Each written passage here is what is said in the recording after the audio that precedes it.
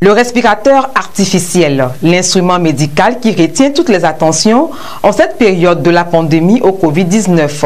Au Togo, de jeunes chercheurs au génie créateur en ont conçu un prototype fabriqué sur place avec les matériaux locaux. C'est un appareil qui permet de venir en aide à ces personnes-là en leur apportant en fait la quantité d'oxygène nécessaire suivant une fréquence donnée.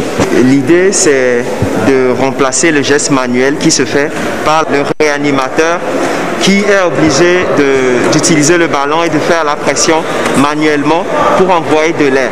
Donc la machine fait ce geste à sa place et le libère de sorte qu'il puisse s'occuper d'un autre patient.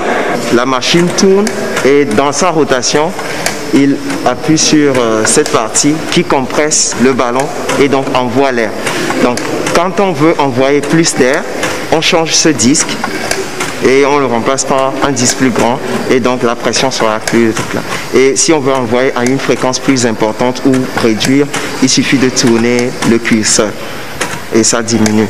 Et au cas où il faut faire un apport en oxygène pur de l'extérieur, il y a le tuyau de raccord et cette partie est la partie qui est rallongée et qui se met au niveau du nez, de la bouche du patient.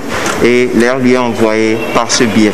On fait intervenir des personnes du corps médical pour vérifier sa conformité, tester et faire des améliorations parce que l'idée c'est d'en produire et de le rendre accessible pour eux.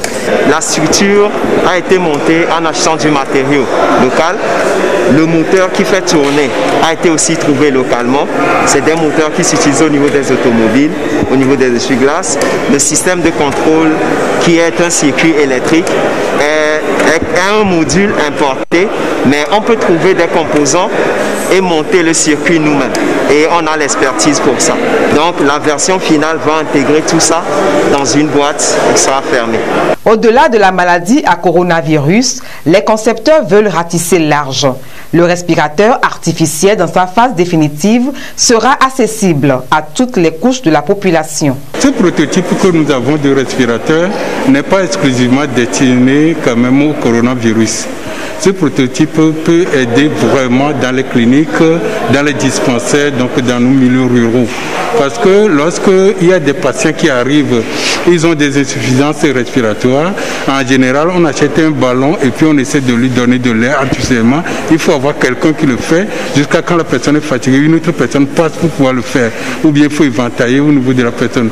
Donc c'est pour ça que nous faisons ce prototype-là à bas coût, où on ne va pas intégrer les écrans, tout ça là-dedans pour que ça devienne cher, pour que ça soit accessible quand même pour les cliniques, les dispensaires à l'intérieur du pays. Cette initiative pensée et appliquée doit inspirer plus d'un.